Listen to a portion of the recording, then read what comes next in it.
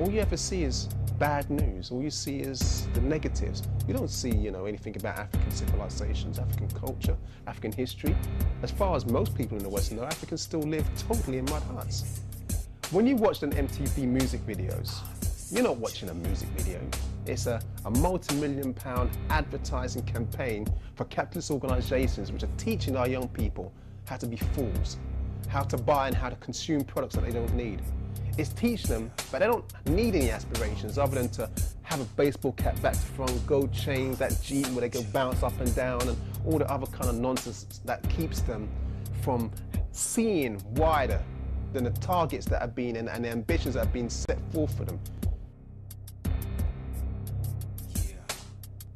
When I was younger, we had a sense of responsibility from a very young age. This may be responsible of fetching water, looking after the animal livestock, whether sweeping up the yard, catching some firewood.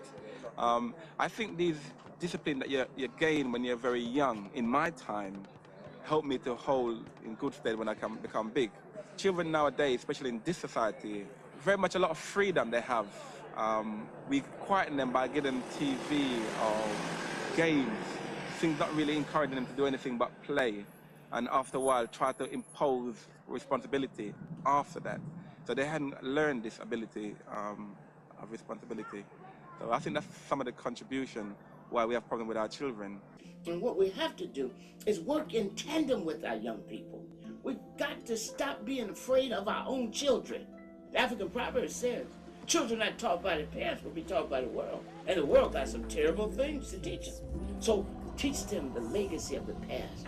Teach them the great minds, Malcolm and Ella Baker, Fannie Hamer, W.B. Du Bois, Martin King, Honorable Elijah Muhammad, Sojourner Truth, Kwame Nkrumah, Sekou Touré, Julius Nyerere, Yaya Sancho. We've got to teach them that and pass it to them as a legacy.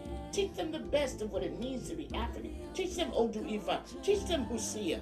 We've got to teach them that. Then that's not going to drop from the sky. And the white man is not going to teach them that.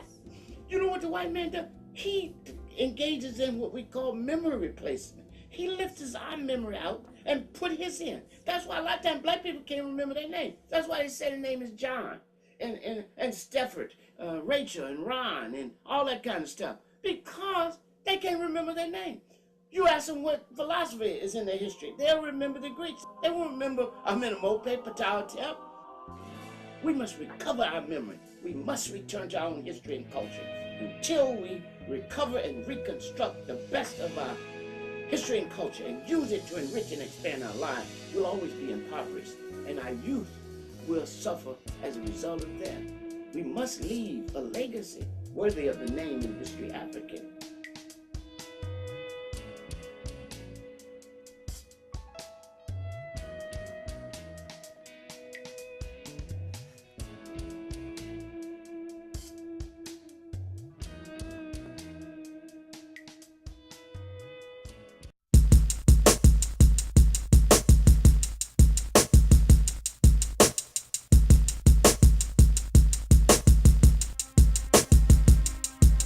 Wow.